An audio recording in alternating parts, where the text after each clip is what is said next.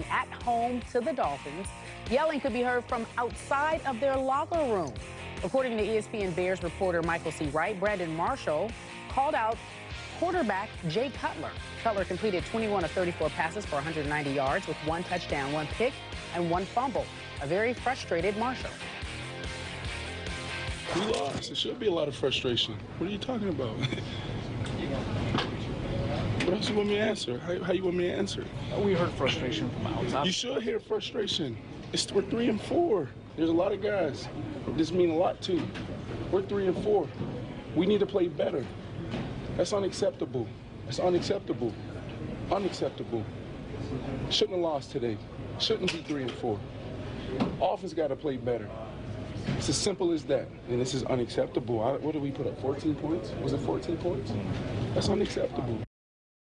Again, Bears reporter Michael C. Wright saying he specifically called out Jay Cutler. In the sound that we heard there, he's frustrated with the offense. What do you make of him changing his tune? You've been on the show quoted as saying he always has his pom-poms out for Cutler, and that's been your biggest issue with him. What do you make of him addressing this? Well, first of all, I don't know, and I'd like to hear from Brandon Marshall if he was specifically calling out Jay Cutler. In fairness to him, he's a friend of the show. We know him, and he's not shy about expressing his opinion. But I would like to say this.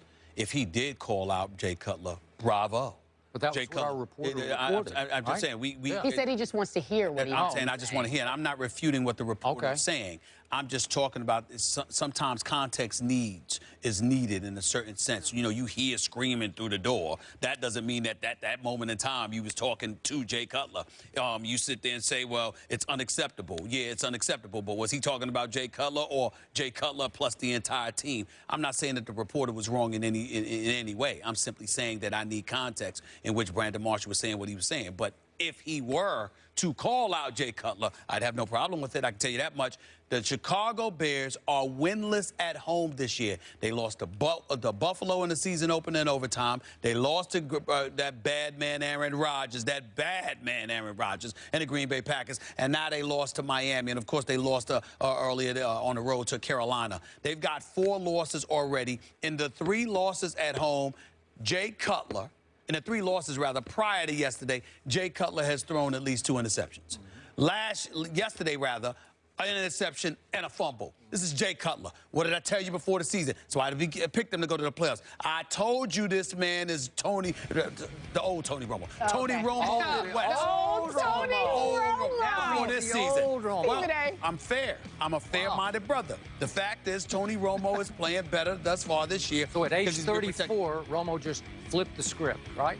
Well, they have a running game now. Okay. They're using their running game because they always had a running game. See, I like how you just omit certain stuff. Like when DeMarco Murray was on the show last year, I sat there and said, yo, they need to give you the ball more. They wouldn't have these problems. I love how you ignore those factual tidbits that I thought that. Of course you don't. Selective amnesia. It's all right. But back to Jay Cutler. Jay Cutler is, I couldn't call him pathetic. He's too talented for that. Yeah. He can play. But Jay Cutler, something's missing with this brother. Jay Cutler, he just doesn't have it. He's got the arm, he's got the athleticism, he's got the toughness, he's got the abilities, but something is missing with this brother. I do not want him as the franchise quarterback for my team. It is that simple. And he continues to display why. Now, obviously, McClellan coming back on the defensive side of the ball after being out for a month with his hand injury. He slips, gives up a 13-yard touchdown pass to the tight end. And then on top of it all, they attacked his side when I think it was Tannehill when he ran for 30 yards on them. I mean, this dude was a liability on the defensive side of the ball. But Trestman's entire defense has been a liability. And as far as I'm concerned, the Chicago Bears have sold their soul by going from defense, being a signature defensive franchise, to going to offense. But when we talk about Brandon Marshall and what he had to say, he is absolutely right in what he is saying. It is unacceptable. Alshon Jeffrey, 2 receptions for 9 yards. If y'all seen this brother play, Alshon Jeffrey can play. 2 receptions for 9 yards. Matt Forte, 49 yards rushing on 12 carries. Last time I checked, that's 4 yards a carry. Give the man the ball more. Run the football more. Imitate Dallas's scheme. Run the football effectively. Take the ball out of Jay Cutler's hands. Protect him from himself.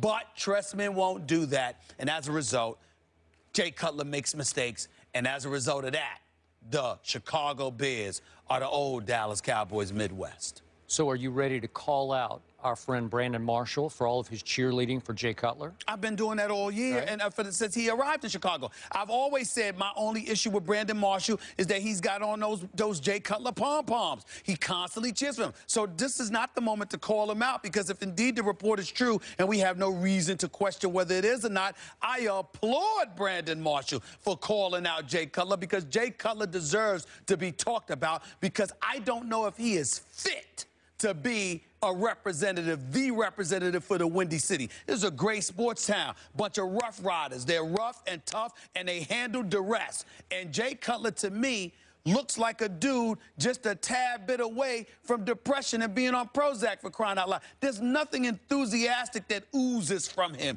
There's nothing about him that galvanizes troops, that makes you say, let's go out there for Jay Cutler. Please. Nobody feels that way about him.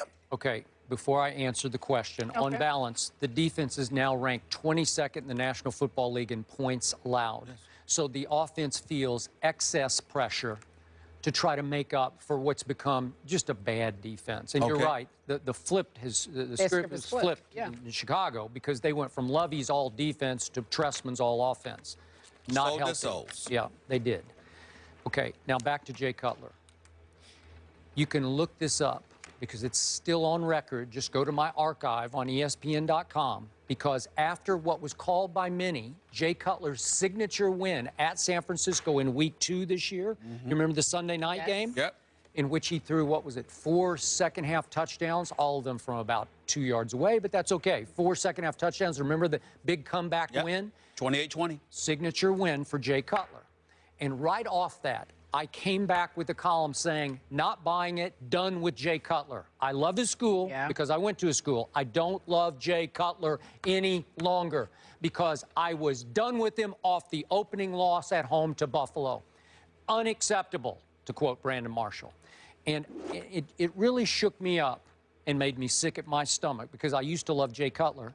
His reaction after the game yesterday when he spoke to the press was simply, hey, we all wanted that game. Yeah.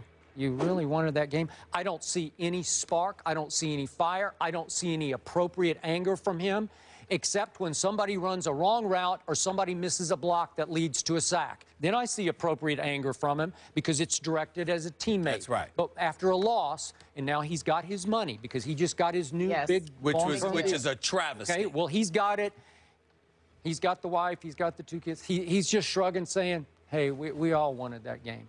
Oh, really? I'm blown away by that, Jay. You convinced me you really wanted that game. I don't think he did really, really, really want that game the way Brandon Marshall Let me tell you something right now. If you're the city of Chicago, today you're applauding Brandon Marshall. Of course. You want that guy on your team because he's upset at a loss like this. Jay Cutler's chilling. Jay Cutler's going, when I see him, I don't see a winner. I don't see it. Now, obviously, that's fact-based, because he's only got 1 playoff victory on his resume in 9 years as a quarterback, okay? But the bottom line is... played in 2, right? Listen, he's only played in 2. Yeah. Listen, the dude, 2 or 3. The dude, I don't see anything close to a winner. I can't believe they gave him this money. I can't believe he's the franchise quarterback. And by the way, I'm not saying he can't play. I'm saying that, you know what? With Jay Cutler, it just seems to me he's that dude. Skip, you are absolutely on the money. Let him get sacked. Let somebody miss a block that leads to him getting sacked or make a mistake that makes him look bad. Yeah. He's all over them. Right. But in terms of the team, all right, man, I did my job. Yeah. Now I'm going home. That's what I see in Jay Cutler, you alluded Chicago. To he played 3 clean games, all on the road, and they won all 3. Yeah, 1 turnover. Yeah. Well, 1 fumble, but he didn't throw any interceptions in the 3 wins. It. And then in the 4, 9 turnovers, really, in 4 losses. It's ugly. His QBR yesterday was the lowest of this year, but 19.3. That's just ugly. I don't believe in him. Yeah. I never have. I never have. Chicago, very proud sports town. They need a better quarterback. 4 straight home losses. Longest losing streak for the Bears at home overall since 2002.